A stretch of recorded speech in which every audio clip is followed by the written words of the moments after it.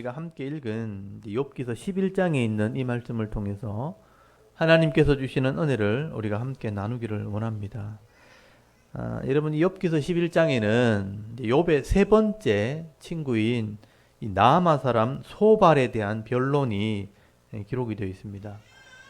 오늘도 이 말씀들을 잘 살피시고 또 잘 들어보시고요. 이 말을 하는 사람의 마음을 이렇게 잘 보시고 또 이 말씀을 성경이 되게 하신 이 하나님 마음을 깨닫는 은혜가 있기를 바랍니다. 여러분, 이 욥은 욥의 이 친구들과 총 3번의 변론을 하게 돼요. 3라운드를 하게 되는데 오늘 이 소발은 이제 첫 번째 라운드의 마지막 사람입니다. 세 번째 사람이죠. 이 소발이라는 사람은 욥의 친구 3사람 중에 어떻게 보면 가장 젊고 패기가 있는 그런 사람 같습니다. 왜냐하면 이 소발의 말을 이렇게 들어보면 일단 말이 짧아요. 말이 짧고 과격한 말을 막 쏟아냈습니다. 3명의 사람 중에 제일 과격한 말을 하게 됩니다. 분명히 욥의 친구들은 욥이 어려움 당했다는 말을 듣고 위로하러 왔을 텐데 이 소발의 말을 들어보면 위로하는 것이 아니라 화가 나서 아랫사람에게 막 책망하듯이 과격하게 욥에게 질책을 하는, 책망하는 말을 하게 됩니다. 우리가 이 3명의 사람들을 이렇게 만나봤는데요. 이 3명의 사람의 성향을 이렇게 보면 처음에 얘기했던 엘리바스는 제일 나이가 많은 사람이에요. 그리고 본인의 어떤 영적인 체험 또는 종교적인 체험을 가지고 권면을 하게 됩니다. 그리고 두 번째 빌닷이라는 사람은 옛시대 교훈, 어떤 역사적인 교훈, 어른들의 어떤 경험을 가지고 권면을 하게 돼요. 근데 오늘 이 소발은 자신의 개인적인 감정이나 상식에 근거해서 흑백 논리를 가지고 책망을 하게 되는 것을 보게 됩니다. 여러분, 우리가 다른 사람의 말을 이렇게 듣고 지적을 받을 때가 있죠. 근데 책망을 듣는데도 기분이 좋은 그런 책망이 있는가 하면 좋은 말을 듣는데도 마음이 불편한 그런 충고가 있어요. 이 소발의 말은 그런 거예요. 불편한 충고. 오늘 제가 제목을 불편한 소발의 충고라고 이렇게 적은 것도 좋은 말을 하는데 불편한 거예요. 너무 말이 과격하다는 거예요. 그래서 여러분 1절에서 4절까지 말씀을 보시면요. 이 욥의 말을 일단 이 소발이 비난을 먼저 합니다. 한번 보십시오. 2절 한번 보십시오. 2절에 보시면 말이 많으니 어찌 대답이 없으랴. 말이 많은 사람이 어찌 어이롭다함을 얻겠느냐라고 시작을 해요. 욥을 비난하는 거예요. 이 소발은요, 욥이 말하는 내용에는 별로 관심이 없어요. 일단 욥이 말이 너무 많다는 거예요. 이렇게 말이 많은데 어찌 대답이 없으랴. 누가 가만히 듣고 있겠느냐 이렇게 말하는 겁니다. 이렇게 말이 많으니 어찌 어이롭다고 하겠는가. 말이면 다 한 줄 아느냐 하면서 욥의 말을 비난을 하기 시작합니다. 그리고 3절에 보시면요. 욥의 이 진심을 받아들이지는 않아요. 상대방의 말을 받아들이지 않습니다. 네 자랑하는 말이 어떻게 사람으로 잠잠하게 하겠으며 네가 비웃으면 어찌 너를 부끄럽게 할 사람이 없겠느냐. 그렇게 말하죠. 그러니까 욥의 말을 이 소발이 어떻게 받아들이는가 하면 비꼬아서 이렇게 듣는 거예요. 한번 보십시오. 여기 자랑한다는 말이 뭐냐면 허풍 떤다. 거짓말한다. 네가 지금 하는 말 들어보니까 거짓말하는 말 같다. 허풍 떠는 말 같다. 그리고 네가 비웃었다. 친구의 말을 들었을 때 대답을 하면서 비웃으면서 말했다는 거예요. 그렇게 말했다고 받아들인 겁니다. 여러분, 소발은 이 욥의 진지한 그런 고백이나 이런 말들을요 굉장히 기분 나쁘게 받아들였다는 거예요. 아니, 재산이 그렇게 많던 사람이 다 재산 다 날려버리고 병까지 들어서 그렇게 고통을 당하고 죽게 되었다면 자기를 인정하고 자기 죄를 인정하고 회개해야지. 자꾸 하나님 앞에 내가 죄가 없다고 그렇게 자꾸 꼬박꼬박 말대꾸를 하니까 이 욥의 말이 허풍처럼 들린다. 거짓말하는 것처럼 들린다. 그리고 우리들을 비웃는 그런 말로 들린다라고 해석을 한 겁니다. 그리고 이 소발은요, 욥이 자기 죄를 고백하거나 회개하지 않고 내가 왜 이렇게 고통당한지 모르겠다는 거죠. 그래서 차라리 죽었으면 좋겠다. 죽기를 간구하는 이런 모습을 보면서 하나님 앞에 너무 교만하다는 겁니다. 그래서 4절 한번 보십시오. 이건 욥의 이 소발의 과장된 해석입니다. 4절에 보면 네 말에 의하면 내 돈은 정결하고 나는 주께서 보시기에 깨끗하다 하는구나 하면서 욥의 말을 해석을 한 거예요. 사실 욥이 나는 정결하다, 하나님 앞에서 내가 깨끗하다 이렇게 말한 적은 없어요. 근데 욥의 말을 이렇게 해석을 했다는 거예요. 과장되이 해석을 한 것입니다. 그렇게 지나치게 하나님 앞에 깨끗하다고 하는 것은 하나님 앞에 교만한 것이다 라고 생각을 한 겁니다. 그래서 여러분 5절부터는 이제 욥을 책망하는 말이에요. 5절부터 잘 보시면요, 소발이 자기 생각을 가지고 욥을 막 책망하기 시작합니다. 네가 하나님을 안다면 얼마나 아느냐 이렇게 책망을 하죠. 쉽게 말하면 하나님도 잘 모르면서 하나님을 아는 척 그렇게 말한다는 겁니다. 여러분 6절에 보시면요, 하나님께서 네 죄보다 훨씬 가벼운 벌을 내렸다 그렇게 얘기해요. 이게 이제 조금 번역에 조금 이제 까다로운 부분이 있는데 6절 한번 보십시오. 지혜의 오묘함으로 네게 보이시기를 원하노니 이는 그의 지식이 광대하심이라. 그러니까 이는 그의 지식이 광대하다는 것은 하나님을 얘기하는 겁니다. 하나님께서 너로 하여금 너의 죄를 잊게 하여 주셨음을 알라 이렇게 얘기하죠.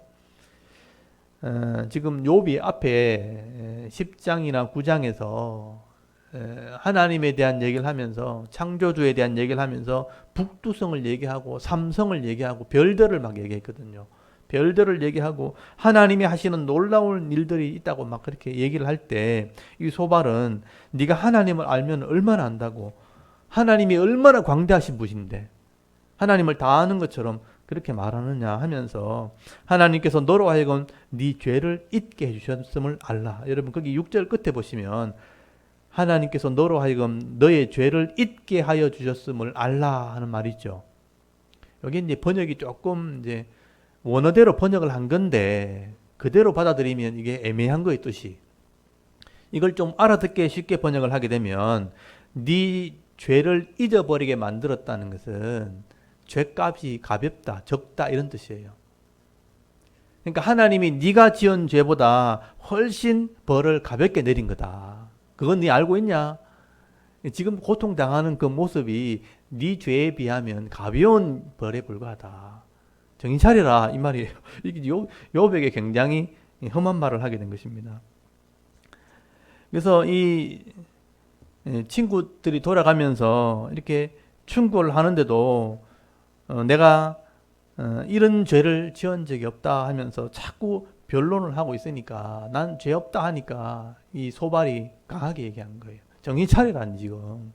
네가 지금 당하는 고통은 네가 지은 죄보다 훨씬 가벼운 거다. 더 큰 벌을 받아야 마땅한 거다 하면서 얘기를 한 거예요.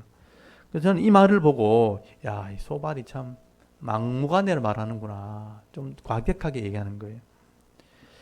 그래서 상대방의 마음에는 별로 관심이 없고요.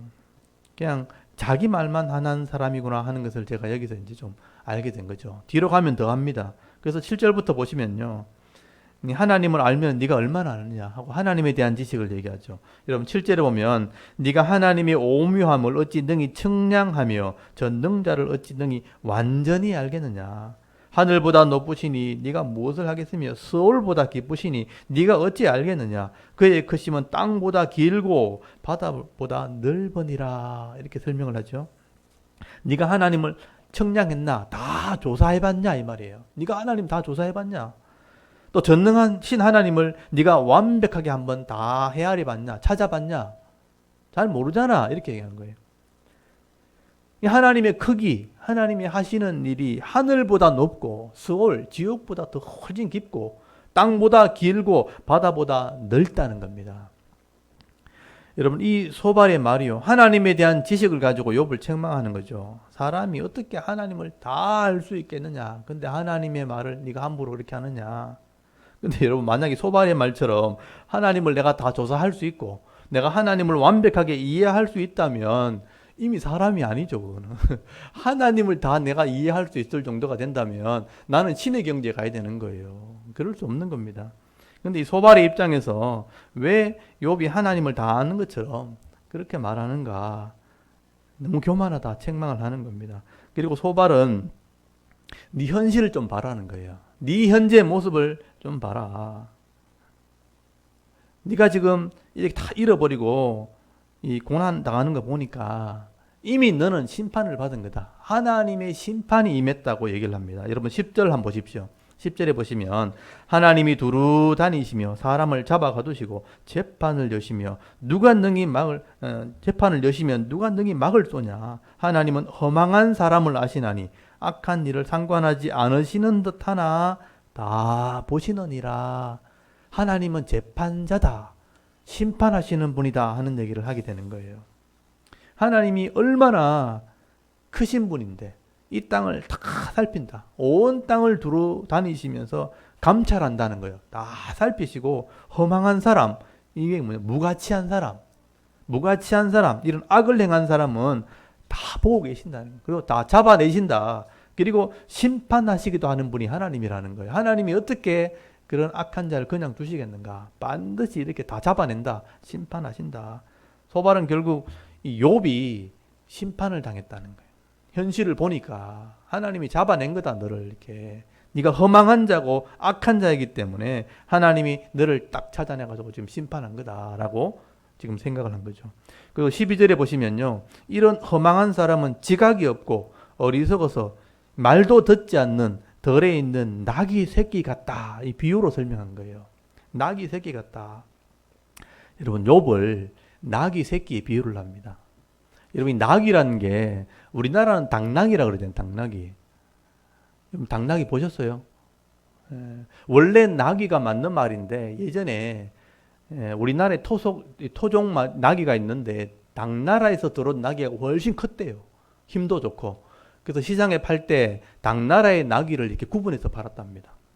그래서 당나라의 나귀가 좋다. 근데 그게 나중에 섞이면서 막 섞여버리면서 나귀가 좋은 거를 당나귀 이렇게 당나라의 나귀라는 뜻이에요. 우리나라는 당나귀가 된 거죠. 근데 원래는 나귀입니다. 나귀. 나귀는 뭐냐면 이 그 들판에 있는 이런 야생 나귀는요 길들이기가 쉽지 않아요. 그래서 꼴통들, 그러니까 고집불통, 그리고 멍청하거나 고집불통인 사람을 비유할 때 나귀로 비유하는 거예요. 그래서 지금 나귀라고 얘기한 것은 이 욥이 고집불통인 거예요.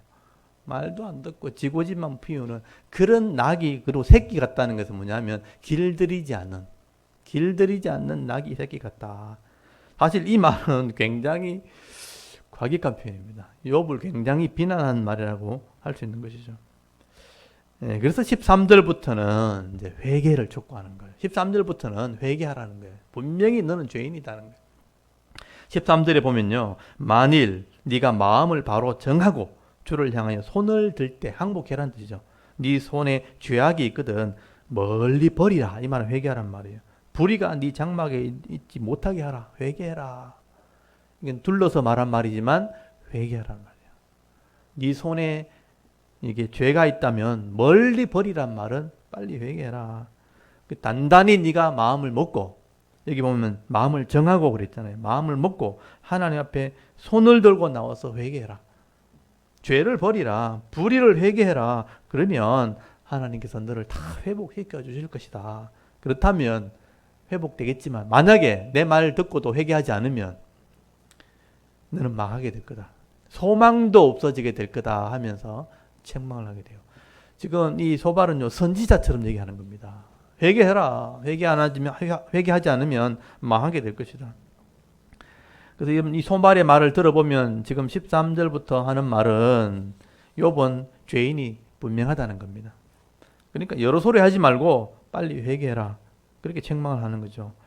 그러면서 만약에 내 말을 듣지 않고 회개하지 않는다면 하나님께서 반드시 너를 심판할 거다.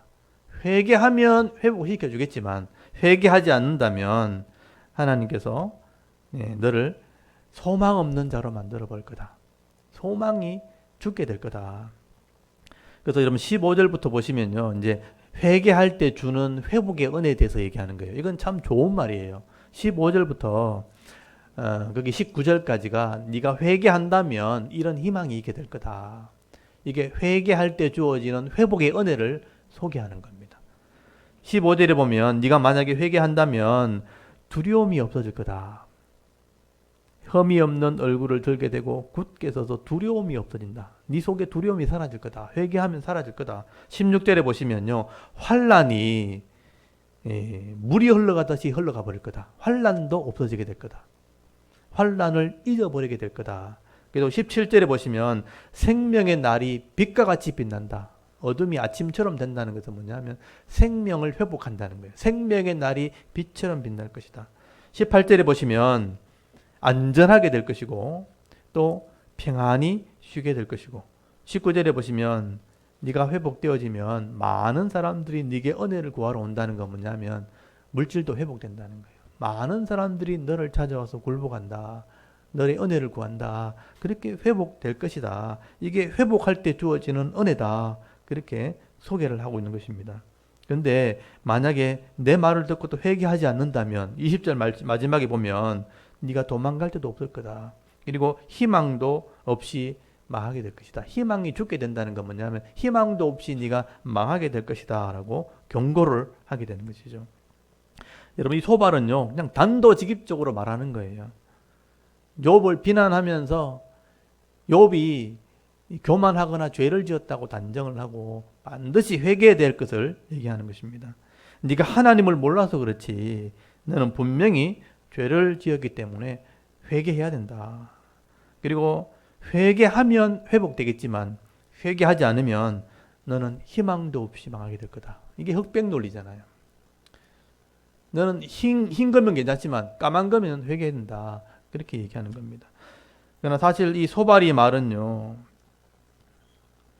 회개하면 회복되고 회개하지 않으면 회복된다. 이런 말은 사실은 누구에게나 다 적용할 수 있는 보편적인 말이에요. 그러나 지금 좀 엄밀하게 제가 얘기하면 욥이 당하고 있는 이런 의인의 고난과는 상황이 좀 맞지가 않는 거예요.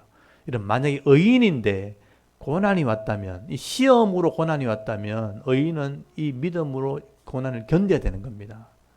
근데 죄인일 경우는 회개하는 게 맞지만 의인의 고난은 그렇지 않아요. 의인의 고난은 자기가 옳은 것을 시험하려고 온 고난이에요.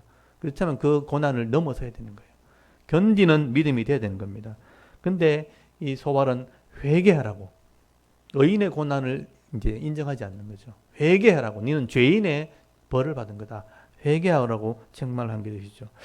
그래서 욥이 여러분 욥기서 9장 2절에 보면 스스로 고백하잖아요. 우리는 다 죄인이다. 하나님 앞에 의로울 사람이 누가 있겠는가 하면서 욥이 이런 일반적인 고백을 해요. 나도 죄인이다. 욥도 하나님 앞에서는 내가 죄인인 것을 알고 있고 또 나도 하나님 앞에 죄인이라는 것을 고백을 합니다. 일반적인 회개를 한다는 뜻이에요. 근데 이 소발의 말과는 맞지 않는 거죠. 욥이 지금 얘기하고 싶은 건 뭐냐면 내가 하나님 앞에 완벽한 의인은 아니지만 지금 당하는 재난, 이 재앙에 대한 징벌적인 죄는 내가 짓지 않았다는 거예요. 지금 당하는 이 벌에 대한 징벌적인 죄는 내가 짓지 않았다. 그것을 지금 호소하는 겁니다.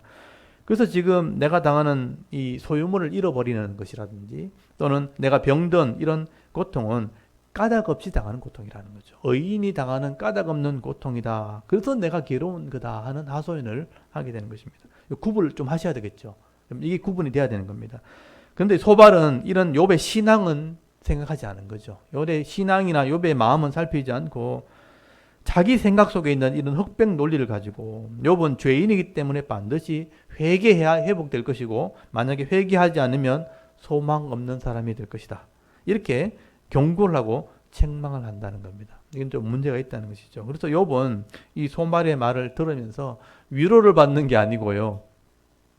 힘을 얻는 게 아니고 도리어 큰 상처를 입게 됩니다. 그래서 여러분 12장에 넘어가면요. 욥이 이 소발의 말을 듣고 그리 길지 않는 20절까지밖에 안 되는 짧은 말인데 이 말을 듣고 욥이 굉장히 마음이 상해요. 그래서 자그마치 12장, 13장, 14장이에요. 3장을 얘기합니다. 3장을 막 얘기하는데 그것도 굉장히 욥도 말이 과격해져요.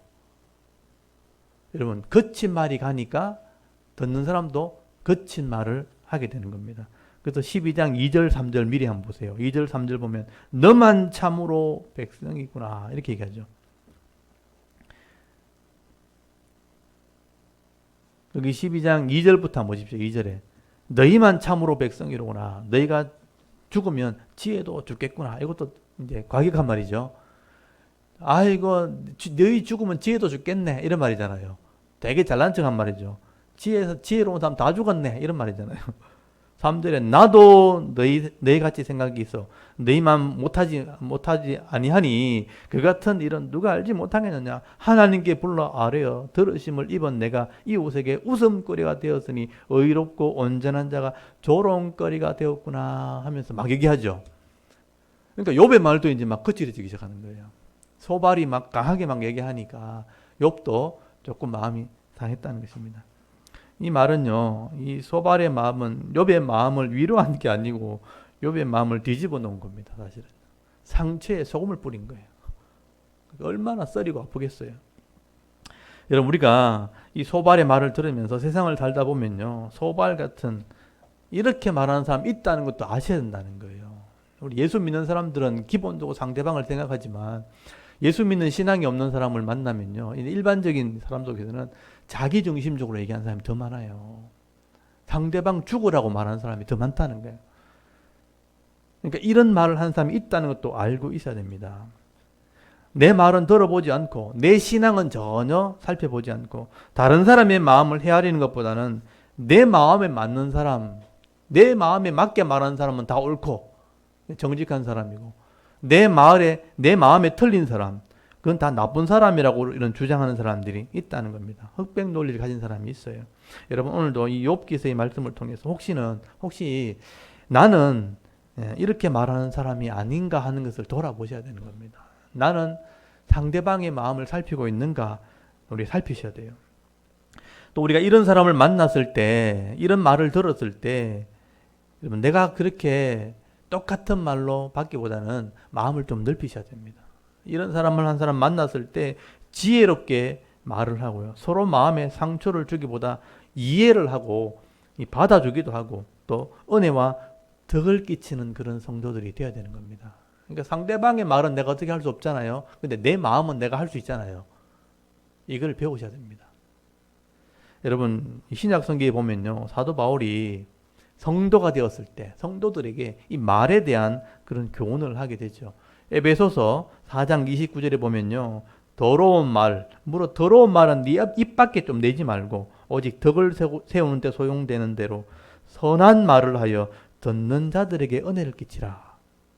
저는 이 말이 늘 제가 이제 마음에 와닿아요. 듣는 사람들에게 은혜를 끼치는 말을 좀 해라. 더러운 말, 상처 주는 말, 이런 말은 입 밖에 좀 안 나오도록 했으면 좋겠다. 입 밖에 안 나오는 게 능력입니다. 입 밖에 안 나오게 해라. 그게 어떻게 보면 지혜고 그게 믿음입니다. 그리고 이 덕을 세우는 데 사용하는 선한 말을 할 줄 알아야 되는데 이 선한 말을 통해서 좀 은혜를 끼치는 사람이 돼야 이게 하나님이 원하시는 성도의 모습이라는 것입니다. 그리고 여러분, 예수님의 제자 중에서 12제자 중에 말에 실수가 제일 많은 제자가 하나 있었어요. 말을 제일 많이 하고 말에 실수가 제일 많은 제자, 여러분도 아실 거예요. 누굴 것 같아요? 베드로입니다. 베드로. 이 베드로가요, 나중에 성령 충만을 받게 됩니다. 성령을 알게 되고 하나님 말씀을 딱 깨닫고부터는 하나님 마음을 알게 된 거예요. 자기가 그렇게 말하면 다른 사람이 어떻게 된다는 걸 알게 된 거예요. 그때부터 이제 변하기 시작하죠. 나중에 베드로가 나이가 들었을 때 성도들에게 가르칠 때 함부로 말하지 말라고 얘기합니다. 자기는 그렇게 해놓는 거. 왜냐하면 알게 되었거든요. 그렇게 하고 나니까 안 좋아지는 것들을 알게 되니까 성도들에게는 말을 함부로 하면 안 된다. 그런 말을 하게 돼요. 여러분 한번 찾아봅시다. 베드로전서 3장을 한번 찾아보십시오. 베드로가 성경을 두 권을 기록했죠. 베드로전서와 베드로후서인데 베드로전서 한번 보십시오. 3장 8절.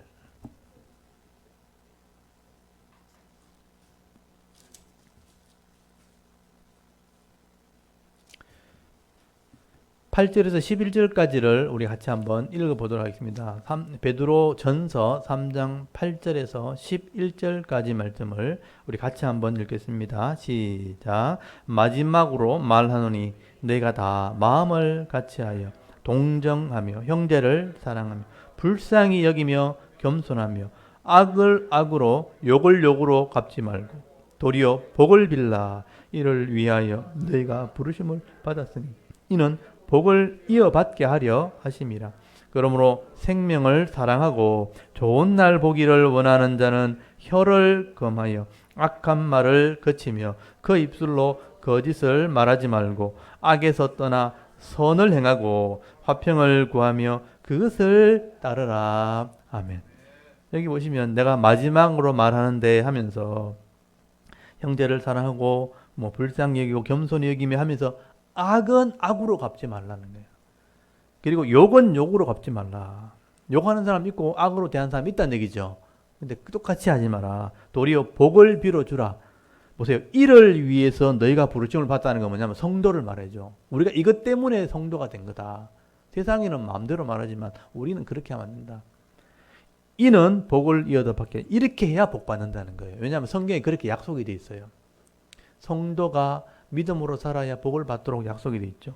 그리고 그러므로 생명을 사랑하고 좋은 날 보기를 원하는 자. 여기 보십시오. 좋은 날 보기를 원하는 자가 뭐겠어요?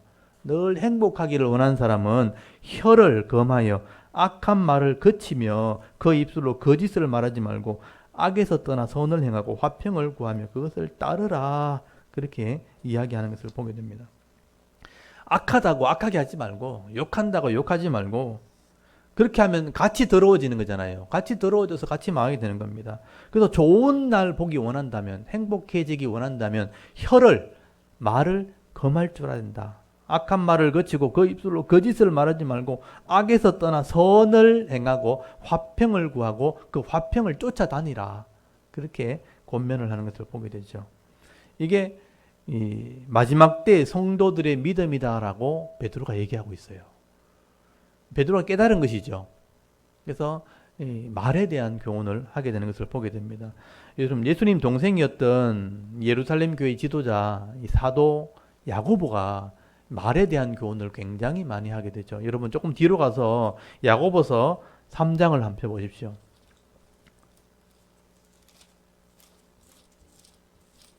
좀 앞으로 가야 되네요. 야고보서 3장. 야고보서 3장 2절에서 13절까지 조금 길지만 한번 읽어보겠습니다. 야고보도 특히 말에 대한 교훈을 굉장히 많이 한 사람 중에 한 사람이에요. 경건한 사람 사도 야고보가 야고보서 373페이지 3장 2절에서부터 13절까지를 한번 읽어보도록 하겠습니다. 시작. 우리가 다 실수가 많으니 만일 말에 실수가 없는 자라면 곧 온전한 사람이라 능히 온 몸도 굴레 쉬오리라. 우리가 말들의 입에 재갈을 물리는 것은 우리에게 순종하게 하려고 그 온 몸을 제어하는 것이라. 또 배를 보라. 그렇게 크고 광풍에 밀려가는 것들을 지극히 작은 키로서 사공의 뜻대로 운행하나니 이와 같이 혀도 작은 지체로 돼 큰 것을 자랑하도다. 보라 얼마나 작은 불이 얼마나 많은 나무를 태우는가. 혀는 곧 불이요 불의 세계라. 혀는 우리 지체 중에서 온 몸을 더럽히고 삶의 수레바퀴를 불사르나니 그 사르는 것이 지옥 불에서 나느니라. 여러 종류의 짐승과 새와 벌레와 바다의 생물은 다 사람이 길들일 수 있고 길들여 왔거니와 혀는 능히 길들일 사람이 없나니 쉬지 아니하는 악이요 죽음의 독이 가득한 것이라. 이것으로 우리가 주 아버지를 찬송하고 또 이것으로 하나님의 형상대로 지어 받은 사람을 저주하나니 한 입에서 찬송과 저주가 나오는도다. 내 형제들아 이것이 마땅하지 아니하니라.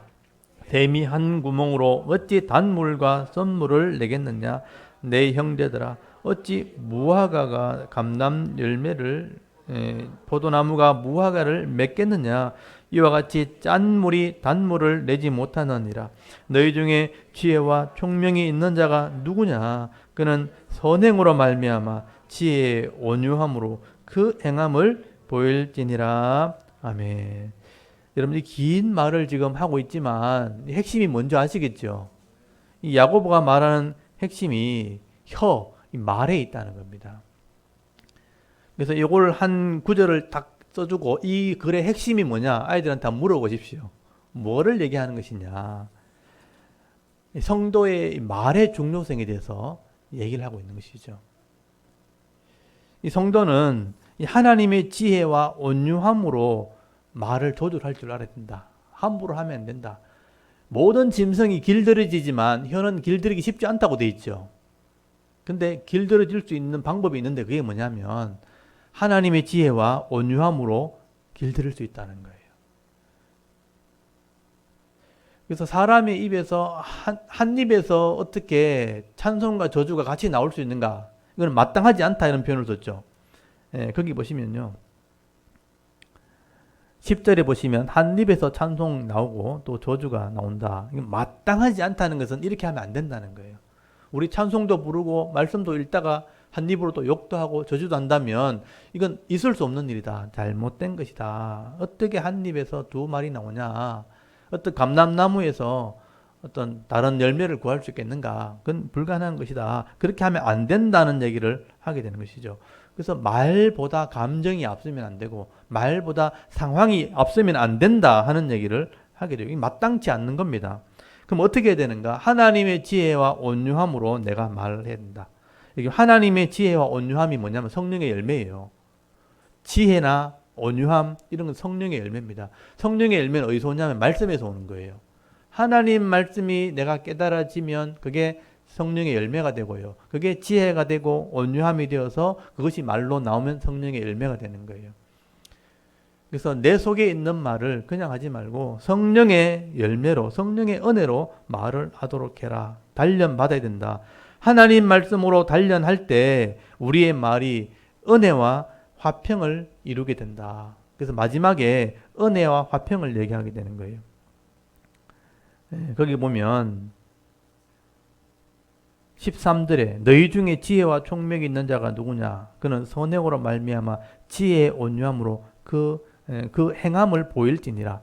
그 지혜와 온유함으로 행함이 나오게 된다는 것은 선한 말을 얘기하는 겁니다. 근데 가능하다는 얘기를 하고 있는 것이죠. 쉽진 않아요. 쉽지 않는 일이죠. 그렇지만 쉽지 않은 일을 해내는 사람이 복을 받는 겁니다. 그래서 복을 받는 사람이 많지 않는 거예요. 근데 이 일을 우리가 해야 된다는 거죠. 그래서 야고보의 말을 잘 들어보십시오. 이 말이 혀가 인생을 다 바꿀 수도 있다 이렇게 얘기하잖아요.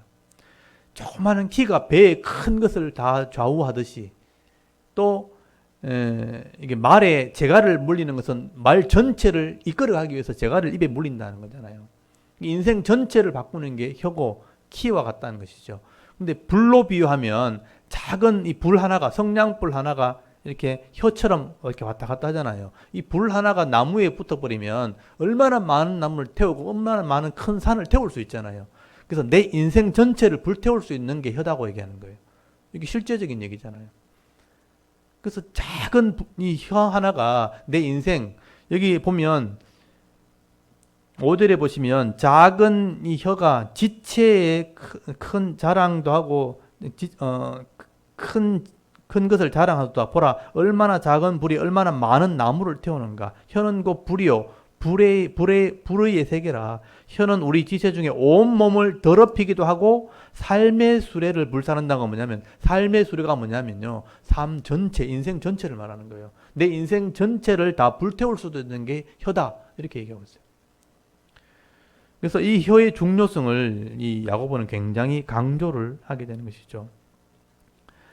왜 이렇게 예수님의 제자들이, 사도들이 성도들에게 말의 중요성에 대해서 이렇게 경고를 하고 있고 이렇게 성경으로 기록해서 권면을 하게 되는가?